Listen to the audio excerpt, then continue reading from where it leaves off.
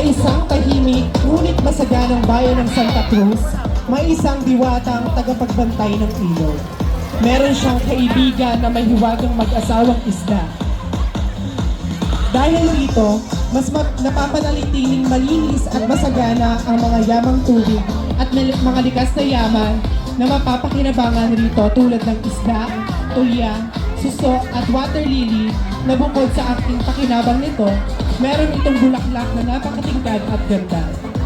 Sa pagmamasid ng mag-asawang isda, sinabi nila sa diwata na nakita nilang malinis at responsable sa ilog ang mga naninirahan sa bayan ng Santa Cruz.